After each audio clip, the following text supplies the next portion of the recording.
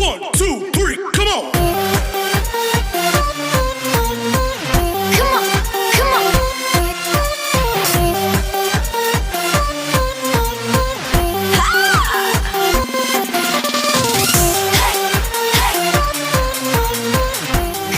Hello नमस्कार, स्वागत है आपका जीएस एकेडमी में। मैं हूं आपका जीएस सर और आज का टॉपिक है similarity practice set 1.2 part 2। Part 1 में मैंने क्वेश्चन 1 से लेकर क्वेश्चन नंबर 6 तक उसको सॉल्यूशन उसमें दिया है और आज इस वीडियो मीन्स पार्ट 2 के वीडियो में क्वेश्चन नंबर 7 से लेकर क्वेश्चन नंबर 11 तक, जो कि बहुत ही इंपॉर्टेंट है, बेस्ड ऑन थ्योरम के बेस पे सारे क्वेश्चन दिए हुए हैं। So let's start. अभी तक जिन्होंने हमारे वीडियो को सब्सक्राइब नहीं किया है तो प्लीज सब्सक्राइब एंड शेयर करिए ताकि अदर के पास पहुंच सके और उनको भी, सारे स्टूडेंट को बेनिफिट हो। तो चलिए स्टार्ट करते हैं practice set 1.2 part 2 question number. देखिए question number 7, A B parallel C D parallel E F. देखिए यहाँ पर ये 3 पैरेलल लाइन यहाँ फिर से एक बार देकर रखे हुए हैं और तीनों एक दूसरे के पैरेलल है अकॉर्डिंग क्वेश्चन। और फाइंड द एक्स की वैल्यू फाइंड करना है। ठीक है, एक्स की वैल्यू आपको फाइंड करनी है। तो साफ साफ यहाँ पर प्रॉपर्टी ऑफ 3 पैरेलल लाइंस का यूज करेंगे। तो by property of 3 parallel lines के अकॉर्डिंग यदि देखा जाए तो यहां पर इन दोनों का रेशियो इज इक्वल टू इन दोनों का रेशियो। ठीक है, तो यहां पर देखें F D upon B D,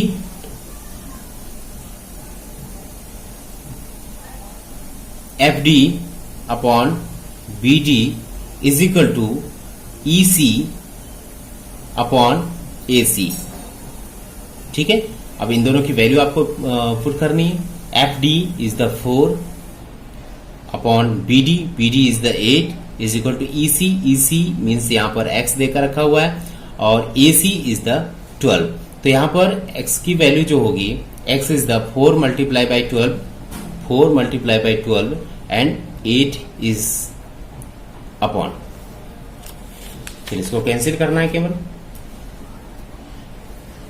ठीक है, तो 4 1 जा 4, 4 2 जा 8 और 2 1 जा 2, 2 6 जा, तो यहां पर 6, तो therefore x is the 6। So कितना इजी है। तो सिंपल सा by property of the 3 parallel lines का यूज करके यहां पर हमने x की वैल्यू पुट कर सकते हैं, निकाल सकते हैं। ठीक है, चलिए अब यहां पर बोला जा रहा है कि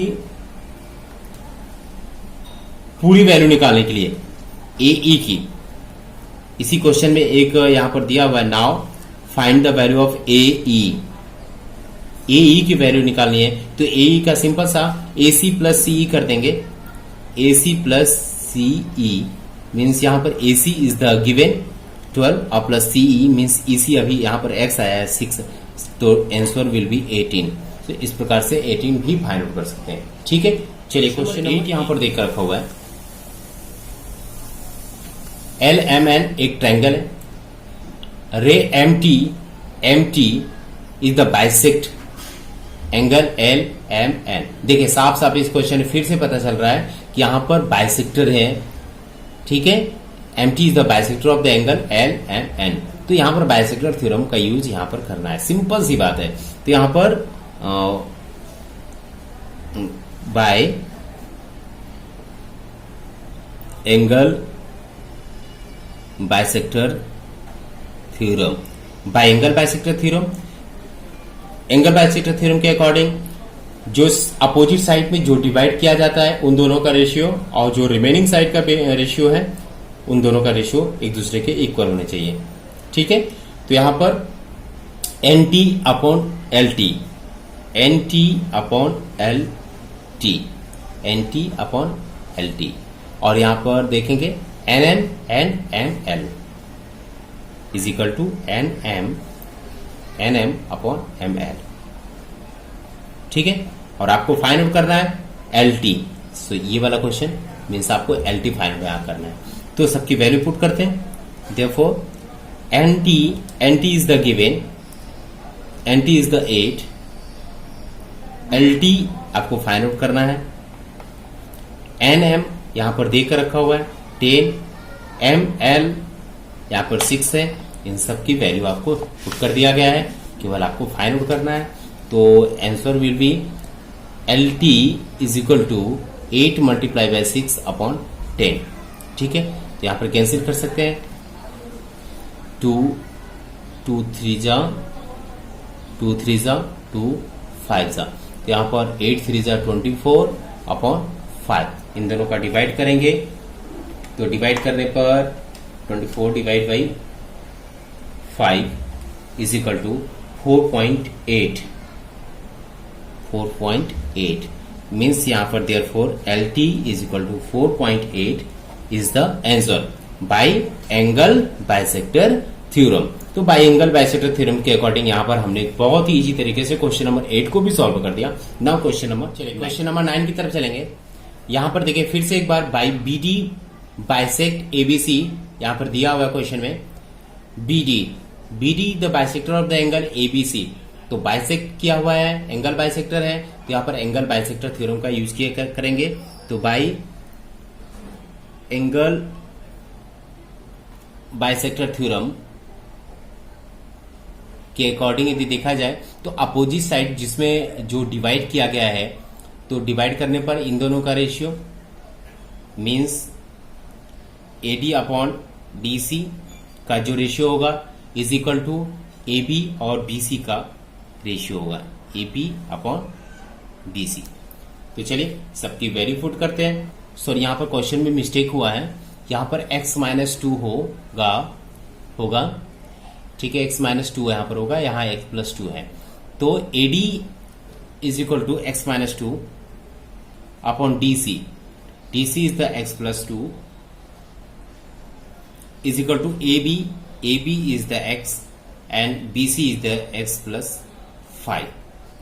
तो इसे हम सॉल्व करते हैं। चलिए क्रॉस मल्टीपल करेंगे, तो x-2 और x+5 में क्रॉस मल्टीपल होगा और यहाँ पर x को x+2 में मल्टीपल करेंगे, तो यहाँ पर हो जाएगा x² प्लस 2x। अब इधर देखते हैं, x को सबसे पहले x+5 में मल्टीपल करेंगे और -2 को फिर से x+5 में मल्टीपल करके चेक करेंगे।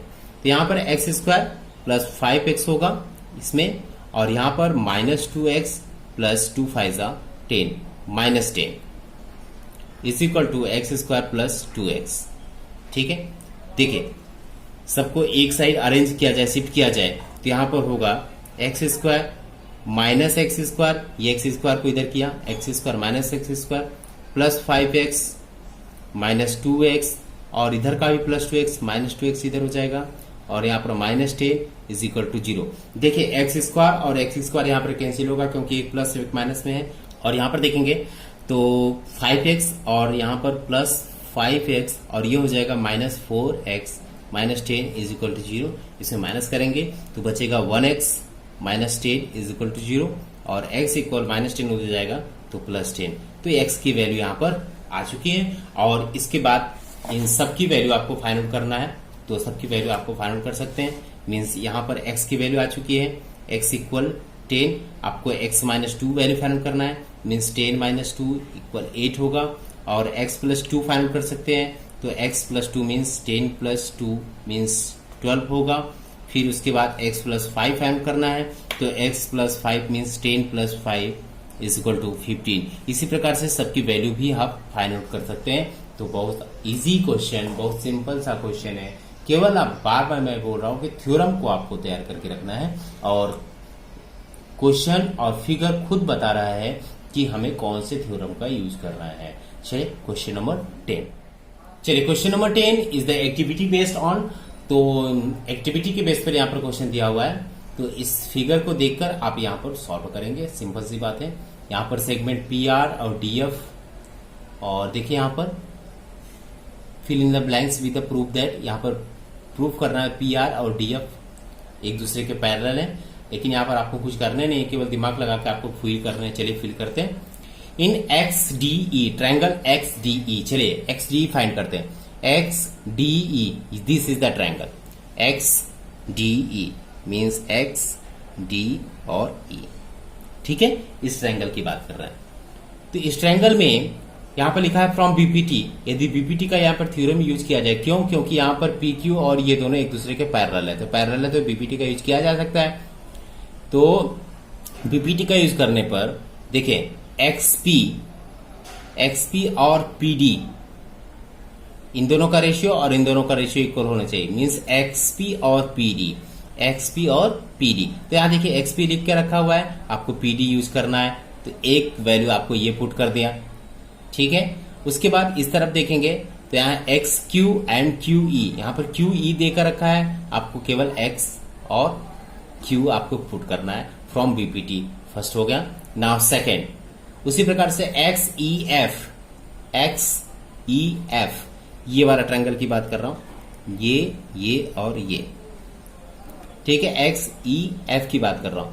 तो इसमें भी X Q and Q E, यहां पर लिखना होगा आपको X Q and Q E, ठीक है, X Q and Q E and X R and R F, ठीक है। तो इजी तरीके से आप फिल कर सकते हैं। तो ये भी किसके अकॉर्डिंग?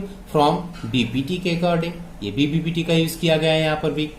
अब देखिए फ्रॉम 1 and 2, अब दोनों इक्वेशन को देखा जाए तो देखिए यहां पर एक्स क्यू एंड क्यू ई दोनों मैच कर रहा है, ठीक है। इसका मतलब इसके प्लेस पे ये और इसके प्लेस पे ये, इन दोनों को रेशियो यहां पर लिखा जाएगा।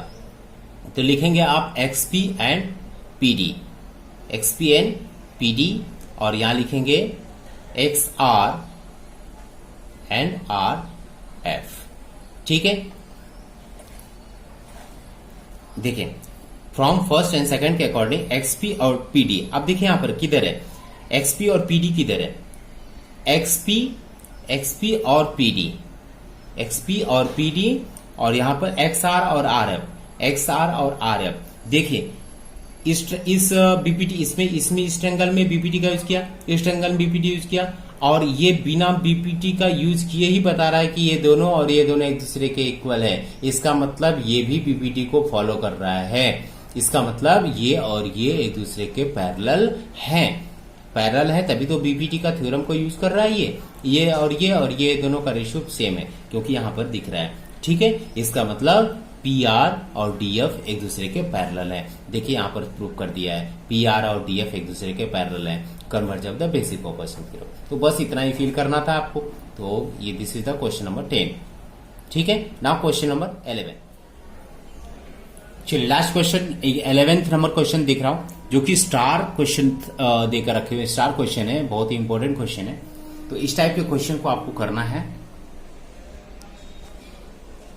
देखें यहां पर triangle ABC, in triangle ABC are ray BD, यहां पर देखिएगा BD is the bisector of the angle ABC, और ray CE is the bisector of the angle ACB. ये दोनों एक दूसरे एंगल को बाइसेक्ट कर रहा है, एक एंगल अपने अपने एंगल को यहां पर बाइसेक्ट कर रहा है। तो और एक कंडीशन और देकर रखा हुआ है, एबी और एसी दो कांग्रुएंट है, एबी और एसी एक दूसरे के कांग्रुएंट है। तो आपको प्रूव करना है ईडी पैरेलल बीसी, जो ईडी यहां पर ये कंस्ट्रक्शन करके रखा हुआ, तो ईडी और पैरेलल बीसी ये दोनों एक दूसरे के पैरेलल है, आपको प्रूव करना है। तो चलिए प्रूव करते हैं, कैसे प्रूव करेंगे, स्टार्ट करते हैं।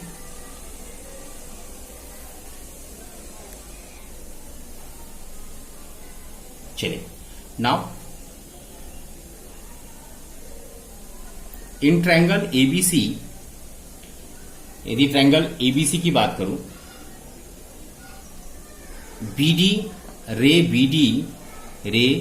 BD is bisector of angle ABC को यहां पर बाइसेक्ट किया है। यदि बाइसेक्ट किया है तो इसका मतलब हम यहां पर लिख सकते हैं according to the property of angle bisector of triangles. तो किसी भी ट्रायंगल का एंगल बाइसेक्टर का प्रॉपर्टी क्या होता है, इसको देखें। यदि ये बाइसेक्ट कर रहा हो बीडी, तो ठीक है, यदि ये ट्रायंगल, छोटे से ट्रायंगल की बात करूं, यदि ये बीडी है तो ये बाइसेक्ट यदि कर रहा है, तो इन दोनों का रेशियो और इन दोनों का रेशियो एक दूसरे के इक्वल होगा। इसका मतलब एडी और डीसी और एबी और बीसी मीन्स ऐसे लिख सकते हैं एबी अपॉन बीसी इन दोनों का रेशियो और इन दोनों का ratio AD upon DC, AD upon DC according property of the angle bisector theorem के अकॉर्डिंग। तो ये एक दूसरे के इक्वल हो सकते हैं। ठीक है, नाउ अब यहां पे देखें रे सीई एक बाइसेक्टर और है, सीई यदि बाइसेक्टर हो, CE is bisector of angle ACB, तो फिर से यहां पर लिखेंगे by property of angle bisector of triangle. तो इसकी प्रॉपर्टी फिर से क्या बोल रहे हैं, इन दोनों का अब देखिए यहां पर ये ट्रायंगल है और यहां से बाइसेक्टर किया गया है इधर से सीई, तो ये दोनों रेशियो और ये दोनों रेशियो मींस एसी और बीसी, एसी और बीसी एक दूसरे के रेशियो, एसी और बीसी होगा एक दूसरे का रेशियो और एसी और बीसी होगा एई और EB is equal to AE and EB. This is the equation number 2। ठीक है, तो यहां पर सिमिलरिटी के अकॉर्डिंग हमने रूल को सिमिलरिटी के रूल को यहां पर फॉलो किया है और सिमिलरिटी के रूल के अकॉर्डिंग यहां पर दोनों को इस प्रकार से रेशियो प्रोपोर्शन में यहां पर लिखा। चलिए अब देखेंगे यहां पर एक और दिया हुआ given AB is the congruent of AC। This is the third which is given in the question.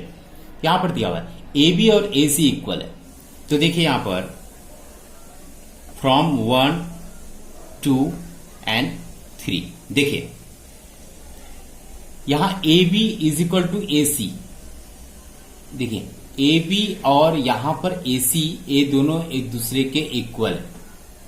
ठीक है, एक दूसरे के इक्वल है, यानी कि यहां पर AB भी लिख सकते हैं AC के प्लेस पे, AC के प्लेस पे AB लिख सकते हैं या फिर AB के प्लेस पे AC लिख सकते हैं, यानी कि ये हर कंडीशन में ये और ये पूरा का पूरा एक दूसरे के इक्वल है। तो जब ये दोनों एक दूसरे के इक्वल है तो यहां पर हम इसे डायरेक्ट लिख सकते हैं क्या, AD upon DC, AD upon DC is equal to AE upon EB। ठीक है, समझ में आया? तो इस प्रकार से हम इन दोनों को कंडीशन को यहां पर लिख दिया। अब देखिए AD अपॉन DC, अब देखिए AD अपॉन DC और AE अपॉन EB, ये दोनों का रेशियो, इस साइड के दो पार्ट यहां पर दोनों रेशियो और इन दोनों का रेशियो कब होता है, जब बाय कन्वर्ज ऑफ BPT। इसका मतलब ये दोनों लाइन पैरेलल होंगे। जब ये पैरेलल होते हैं, जब ये एक दूसरे ED और BC जब ये पैरेलल होंगे तभी हम BPT के अकॉर्डिंग यहाँ पर ये और ये रेशियो को हम इक्वल कर सकते हैं। लेकिन यहाँ पर करने की जरूरत नहीं है, यहाँ पर इसको सॉल्व करते ही यहाँ पर ये दोनों रेशियो एक दूसरे के इक्वल दिखने लगे। AD और BC देखिए AD और DC और यहाँ पर EB और AE और EB। इसका मतलब फुल यहां पर देखा जाए तो कन्वर्ज ऑफ BPT का थ्योरम यहां पर फॉलो कर रहा है। इसका मतलब जो हमारा पास ED है वो है पैरेलल टू BC, बस यही आपको प्रूव करना है, हेंस प्रूव। तो देखिए बहुत इजी है, केवल आपको ये प्रूव करना था। तो यहां पर केवल यहां पर फ्रॉम BPT का यूज यहां पर दिख रहा है साफ साफ कि एक दूसरे के किस प्रकार से रेशियो में डिवाइड किया, और जैसे ही ये इस प्रकार से डिवाइड होगा वो कन्वर्ज ऑफ द BPT का थ्योरम प्रूव करके आप बता सकते हैं yes ED and BC both are parallel. ठीक है, तो चलिए यदि कोई आपको अच्छा लगा तो लाइक करिएगा, शेयर करिएगा और दूसरों को पास पहुंचाइए ताकि सारे स्टूडेंट को बेनिफिट हो। Thank you.